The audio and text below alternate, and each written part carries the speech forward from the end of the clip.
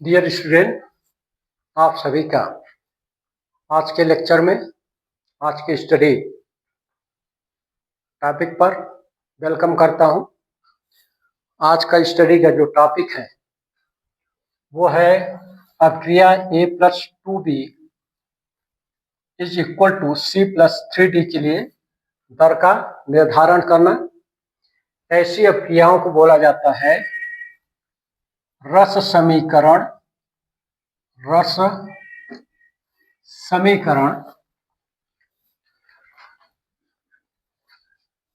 समीकरण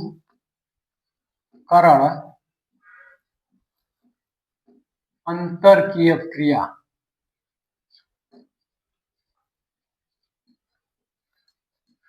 अभिक्रिया इसको बोला जाता है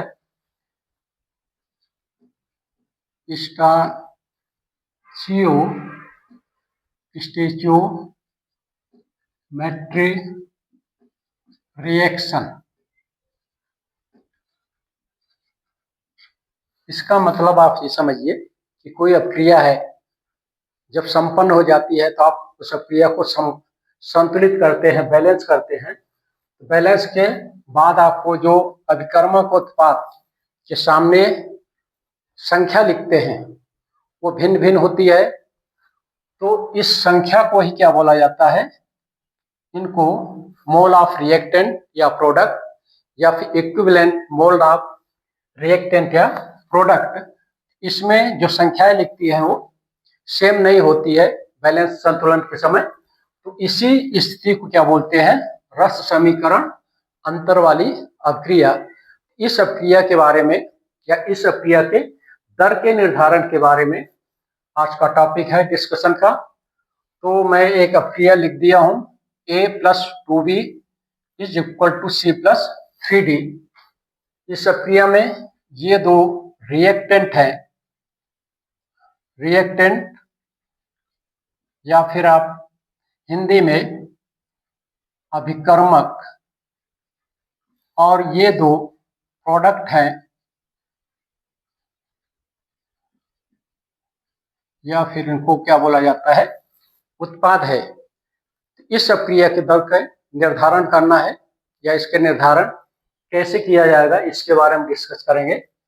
जब स्टोइचियोमेट्रिक डिफरेंस वाली रिएक्शन होती है, जितनी भी होती हैं, उनका जो रेट है उनको डिसाइड करने के लिए केवल इतना किया जाता है कि जो कोफिशिएंट रिएक्टेंट या प्रोडक्ट के सामने लिखे रहते हैं। कोफिशिएंट मतलब जो संख्या लिखी रहती है, जैसे B के सामने 2 है एंड D के सामने 3 है। इन संख्याओं का रेट में क्या कर देते हैं, डिवाइड कर देते हैं, और जो प्रोसेस पहले आप फॉलो करते आए हैं उसी प्रोसेस को फॉलो करेंगे। तो पुराने ओल्ड जो कंसेप्शन है उसके अनुसार इनके रेट ऑफ क्रिया के रेट ऑफ रिएक्शन को कैसे लिखेंगे, दर R is equal to with respect to reactant. ये क्या हो जाएगा, डेल्टा A अपान का डेल्टा T माइनस रख देंगे, is equal to minus delta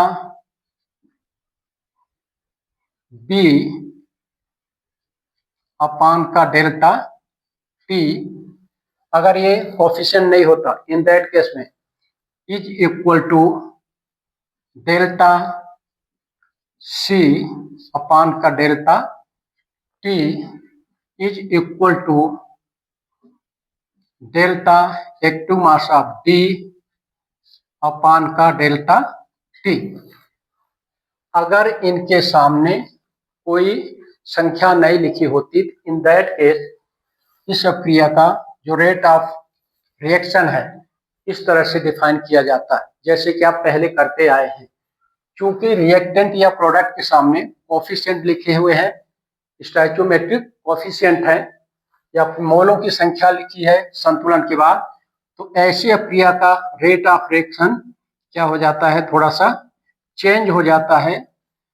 जो कोफिशिएंट लिखे रहते हैं उन कोफिशिएंट का क्या करते हैं, उस रेट ऑफ रिएक्शन में डिवाइड कर देते हैं, तो जैसे ए के सामने कोई नहीं है, कोई कोफिशिएंट नहीं लिखा है, इसका क्या हो जाएगा, डेल्टा ए अपान का delta T minus is equal to minus 2b के सामने, मतलब b के सामने 2 लिखा है तो 1/2 active mass of b upon का delta T is equal to c के सामने कोई कोफिशिएंट नहीं लिखा है, तो ये ठीक इसी प्रकार हो जाएगा, active mass of c upon का डेल्टा टी, लेकिन d के सामने 3 लिखा है, 3 मोल्स इसके लगे हैं या प्राप्त हो रहे हैं, तो ये हो जाएगा 1/3 डेल्टा डी अपान का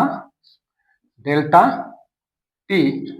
तो डियर स्टूडेंट, इस तरह से कोई स्टोइचोमेट्रिक डिफरेंस वाले रिएक्शन है, रस समीकरण अंतर वाली अभिक्रिया है, उस अभिकर्मक या प्रोडक्ट के सामने, किसी भी अभिकर्मक या प्रोडक्ट के सामने जो कोफिशिएंट लिखा रहता है, संख्या जो लिखी रहती है, उस संख्या का क्या कर देते हैं, उस रिएक्टेंट या प्रोडक्ट के जो रेट होता है उसमें डिवाइड कर देते हैं, भाग दे देते हैं, और ये इस तरह से रेट ऑफ रिएक्शन रस समीकरण अंतर वाली अभिक्रिया को लिख देते हैं। The rate of stoichiometric reaction is equal to the divide the rate of reaction by the coefficient written before the product and reactant। इस तरह से ऐसे क्रियाओं का रेट ऑफ रिएक्शन को डिफाइन किया जाता है। आशा करता हूं आपको इस प्रकार की जो स्टोइचोमेट्रिक डिफरेंस वाले रिएक्शन है उसके रेट ऑफ रिएक्शन को डिटरमाइन करने में आपको असुविधा नहीं होगी। नेक्स्ट वीडियो में आप सभी से पुनः इंटरेक्ट करूंगा एक नए टाइटल के साथ, जिसका संबंध केमिकल काइनेटिक्स से होगा। धन्यवाद।